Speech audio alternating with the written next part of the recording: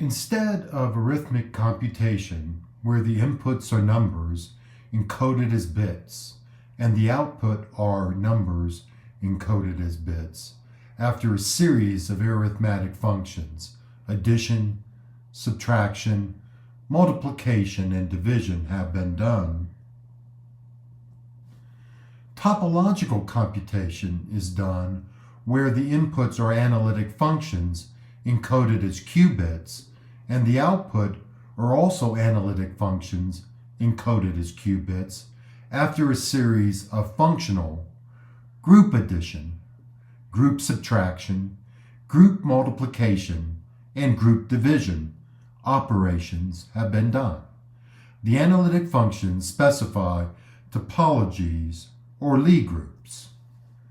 Canonical genAI, based on topological characterization and control, removes the three roadblocks to topological computation by, first, tying the system in the topological knots, that is, encoding the input analytic functions into qubits. 2, identifying the output topological knots, that is, decoding the output analytic function from qubits. And third, stabilizing the system from disruptions, that is, cooling the system. As stated by Deep Thought in A Hitchhiker's Guide to the Galaxy, it is most important to know what the question is, not the answer to the question. The following series of slides are a series of questions. Tom O'Neill, when he taught the graduate EM course at UC San Diego, taught the course from the perspective of Landau and Lifshitz, not Jackson, to change the intellectual paradigm to one with more theoretical potential. We need to approach topological computer design from the perspective of nonlinear, not linear physics. We need to be good parents and encourage the topological computer to mature and become its own person. The current theory of artificial intelligence, based on the work of John Hopfield, views AI as a web of connections of nodes organized into layers, with the connections, graph edges, connecting one layer to the next. The system is assumed to be in statistical equilibrium and is called a Boltzmann machine. Do you know what this is? I don't. Instead of using this graph paradigm, we view AI as model estimation by a piecewise linear universal function or functional model that is estimating a function or functional with C0 continuity, but no more. That is, it is a minimal surface with singularities. This model has thousands of parameters for a function and trillions of parameters for a functional. But for a functional, that is not near enough. The system is assumed to be canonical in only dynamical equilibrium, not in statistical equilibrium. It is a question of physical kinetics, not statistical mechanics. Generative artificial intelligence is not generating a statistical ensemble. genAI is generating the canonical motion of a collective system. What is the functional and function that generative artificial intelligence is estimating? It is the action, also known as entropy, log likelihood, the approximate Q function of DRL, and the approximate score function of GPTs. The functional is the canonical generating functional of a canonical transformation from the canonical field momentums and fields of the collective system to the canonical momentums and coordinates of the system, that is, the reduced order model. The function is the canonical generating function of a canonical transformation from the canonical momentums and coordinates of the ROM to the canonical momentums and coordinates where the evolution is linear. The modern systems control theory of Kalman and Bellman, developed in the late 1950s, is based on the Hamilton-Jacobi equation. We extend their theory to collective systems and the functional form of the Hamilton-Jacobi equation. The Bellman equation, as a discrete form of the Hamilton-Jacobi equation with dissipation, is called in systems control theory, is solved in the deep Q networks of deep reinforcement learning.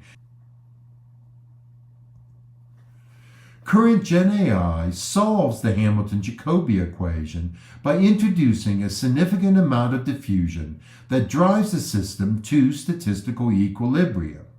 They call this a diffusion model. It solves for the ensemble in statistical equilibrium by using the Metropolis-Rosenbluth method. This significantly degrades the performance. It sacrifices performance for stability and solvability. Conservative systems have as many unstable roots as stable ones.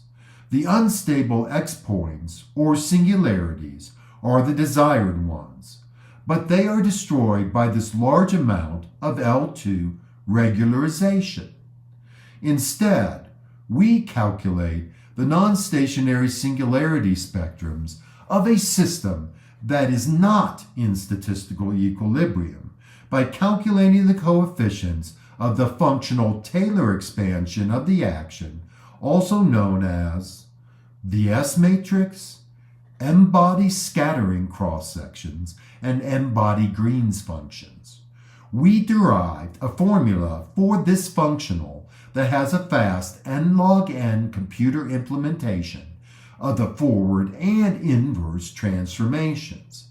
It has the form of an iterative wavelet transformation interleaved with the Green's function of a complex variable. This is new, the Heisenberg scattering transformation. It is a logical, mathematical process of renormalization based on calculating the S-matrix of Heisenberg's canonical approach to field theory. It is a non-stationary, that is local, Fourier spectrum, or the non-stationary spectrums that are the solutions to the renormalization group equations. In this momentum basis, where basis vectors are given by these non-stationary spectrums, the action, a generating function, a minimal surface, and the solution to the Hamilton-Jacobi equation can be approximated by a multilayer perceptron with rectified linear unit activation. The HST has the structure of a deep convolutional neural network. It is a series of convolutional layers interleaved with an activation function. Furthermore, the real part of the Green's function, the activation function for small argument, is a two-sided ReLU. The results are then pooled to form a reduced order model. Each convolutional layer scatters the signal. The HST can be viewed as the multiple scattering of a signal to all orders. This is the transformation, the transformer, that a generative pre-trained transformer is pre-training. The African philosophy of Ubuntu is based on the interconnectedness of society that leads to a conservative collective system with canonical structure that is a symplectic geometry. Given this logical mathematical process that is Ubuntu, also known as canonical genAI, the collective system, the society, can be controlled. The topology of the plasma can be optimized and stabilized. Another way of looking at the HST is as a deep deconvolution of the multiple reflection of the individual, the spirit of Ubuntu, who is multiply reflected into the collective, that is, society. By the way, collectives are fields or swarms of elementary particles making elementary fields, charged particles making plasmas, molecules making fluids, celestial bodies making cosmoses, economic entities making economies, persons making societies, and so on. Generative Artificial Intelligence is a two-stage canonical autoencoder that is a controller of collective systems. Its input is a measurement of the fields, and its output is the force field of control.